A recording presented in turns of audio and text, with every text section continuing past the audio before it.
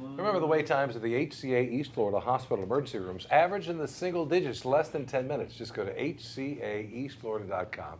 If you do that, you'll find all their wait times or all their ERs listed. They update them every 30 minutes.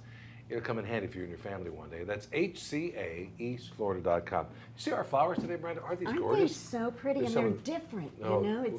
And of course, they come from Ernie's Wayside Garden Florist, located in South Miami, and it is the official florist of Etdtg Echo. You can order your flowers and plants at erniesflorist.com. That's HIRNIS florist.com. Every week, somebody just has to walk away with these. They are the most beautiful flowers I think I've ever seen. erniesflorist.com is where you can find them. By the way, this segment brought to you by Republic National Distributing Company. Their roots go all the way back to Prohibition. Second largest distributor of premium wines and spirits in the United States. If it's fun, we're doing it right. Learn more at rndc/usa.com. New idea on the show, and that's bringing in people who absolutely love wine and collecting.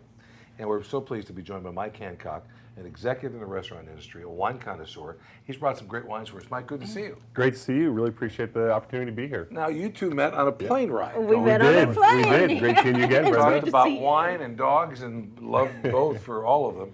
And Mike has been collecting wine for how long? So I'm a bit more recent. About 4 years when I really started getting into it. You travel a lot in your job and your business, and so tell us the wines you've brought, because I have a feeling they reflect some of the places you've been. So I spent about a year and a half living in Zurich and traveled all over Southern Europe and actually quite a bit to Africa as well. I brought 3 wines here from some of my favorite regions. The first being on the left here, which is the one we're going to open up. It's Bears Kloof Pinotage. So it's a pretty unique grape. It's not easy to get in the United States, but it's the biggest grape in South Africa. I think extremely underrated, and this is a great value bottle here. Right. The second is Priorat. So I think you mentioned you've been to that region before. I've been there, and I love Priorat wines. Yeah. I think extremely underrated Spanish wine. Right. About an hour or two outside of Barcelona, really high in the mountaintops, very deep, dark red wines predominantly. They make white wines, Mike, but they don't export a lot to the United States. That's correct. But the wonderful ones that I thought I enjoyed. And you've got an Italian on the far right. Yeah, Italian from Scarpa, so northwestern Italy. It's a Nebbiolo, but it's from the Barbera region. So they have fantastic Barbera wines, but also produce Nebbiolo close by. Right. So I wanted to bring that as well. Recently was there for a wedding, brought that back. Nebbiolo de Alba is what he brought back. The town of Alba is where they have the truffle festival each and every year, which is one of the special things to do in your lifetime. If you've got a bucket list, scratch something out or just add the White Truffle Festival there every October, November. It's terrific. All right, you want to open up that Pinotage? Let's do it. South Africa. People don't know a lot about South African wines, and if they do, they might know about an inexpensive Pinotage. This is a higher-end wine. But they also make wonderful cabs, don't they? They do. Wonderful cabs, wonderful Syrah, a lot of, very earthy, deep blends. The interesting thing about the Pinotage, I think it's only a small percentage of their vintages, only about 10% or so, but it's now becoming one of the most exported vintages that they have. So it's actually doubled in the number of volumes that they export per year in the past 5 years, both internationally and domestically. Wow. And do I remember that it's kind of a hybrid grape, basically, was it not? Of two different things? So it's part Pinot Noir, and then part, I think Cinsault, which they call it. Yeah, Cinsault, and it has a different name in South Africa, which is where the Taj comes from. Taj comes from. Yep. And if you have never had a Cinsault, it's a terrific, lighter, almost Pinot-like in its nature. Oops. That's there you go. Not handling the wine pressure here well. We all have that. We went brute force on opening on the show and didn't go the best way here. By the way, Mike was a former defensive end. He was a mini camp with the Miami Dolphins, played at FAU under Howard Snellenberger, played in Canada. Let's see if I can finish this guy off. UFL. There we go. There you go. This is how I'm used to opening bottles of wine here. The football way of opening wine. Well, you've got a little bit of full, leverage there going. So we got that going. So just about 4 years ago, you just started to love wine and started to. What was that one wine that? What got you? So it's funny actually. I went to graduate school after playing football at MIT, and I had an MIT alumni event in Miami, and a group of friends of mine went. We went and met them for a little bit. My wife and I really didn't know anything about wine. It was at a wine tasting bar, and we started trying a few wines. We had an instructor there teaching us what all the grapes were. Didn't know much about cabs, didn't know anything about Syrahs, We realized, I actually like this. I don't really like this. We went beyond just thinking American Airlines Merlot was the best thing in the world. Right. And we started developing a palate. Fortunately, the wine store was in our building. We started going almost every weekend, trying a new wine, finding what we really liked. And then when we moved over to Europe, we sort of fell in love. Right. Well, you It's were not the a better best place in the Can't world. help maybe to but. be. Yeah. Oh, cheers. Thanks for coming in, Mike. Yeah, cheers. Cheers. As far as varietals is concerned, what are your favorites when you take a look at them? So, to be honest, this is one of my personal favorites here, the Etdtg. And I think it's a wine that I had never tasted until I made it to South Africa. Right.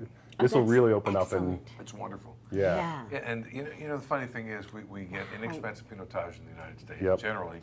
And I don't know if people really appreciate this kind of bottle of wine. Yeah. It's a beautiful label too. It's Right. a dog laying down, and the pronunciation of this is? Bear's Kloof. So there's a story behind it. It actually was the owner's dog, and he named it, I guess he put him on the label here as his premium bottle. His love for his dog put him Right. on the front. Now you brought that back from South Africa, right? I did. Now, I did. Is it available in the United States? Do you know? So there's a couple wineries, wine distributors that sell it. It's very difficult to find. They only have them in seasons, and this vintage is normally only a few thousand bottles produced every year. Right. So the best years actually for this were 2012, 2013, and 2014. Those are really hard to get. Some of the newer, younger bottles, which you're going to have to let sit for a couple of years, you can get those now. Some of the Right. 16 and 17. You know, you might try the Vino.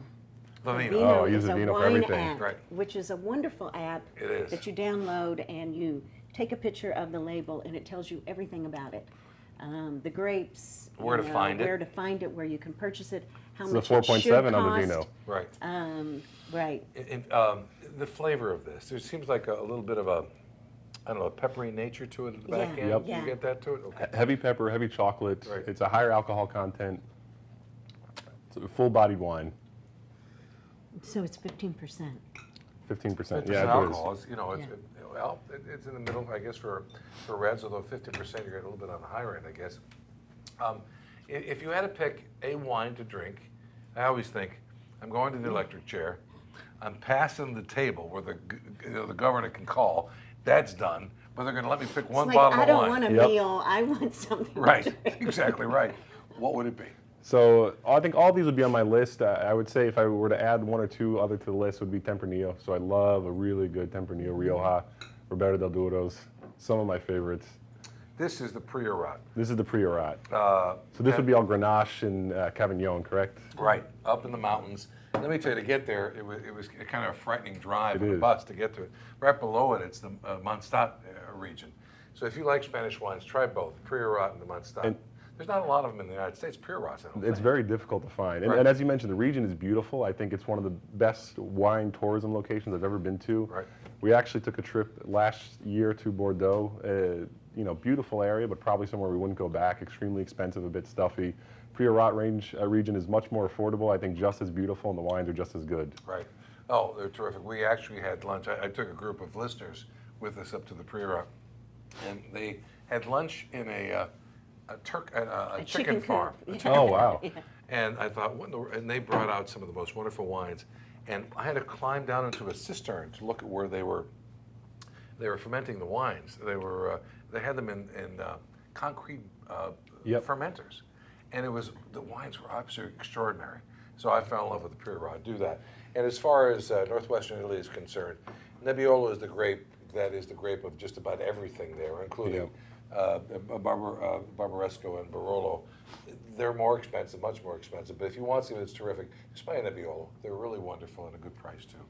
The United States, do you spend much time with California wines? You know, it's the most convenient location to go to, much more convenient than Europe. I don't spend as much time there. So I do like California Cabs, I do like California Syrahs, but I think just having spent some time in Europe, getting to see some of the best wineries, a lot of my preferences went towards the European wines. If you get the opportunity, go to Washington State and try Yeah. to spend Yes. more time there. I think the Syrahs are better than California. Yeah. And their Their cabs are just Merlots terrific. are- The Merlots are are- wonderful. Have you been to Wonderful. Walla Walla? Yes, Yes. yes, Yeah. we've been to Walla Walla with a group, and you've got to be a wine fanatic to drive across you the really state, do. Yeah. almost to Idaho to get to Walla Walla. Mike, what a pleasure to Yeah, meet you. really Thanks so much for appreciate it. coming Yeah. in. Gosh, Thank you Great, so yeah. so Thank if you you're very a much. wine connoisseur or a wine lover, you want to come in and be a part of the program, we'd love to. And remember that Mike was always the first one. Mike Hancock is an executive in the restaurant industry, and we hope he stays in South Florida for a very long I know, time. we don't want him 'Cause to wanna ship drink out his to wine. Asia. That's what Yeah. we do. We never know. We'll come back with more right after this. I think this drink that go. Go. Cheers. Thanks.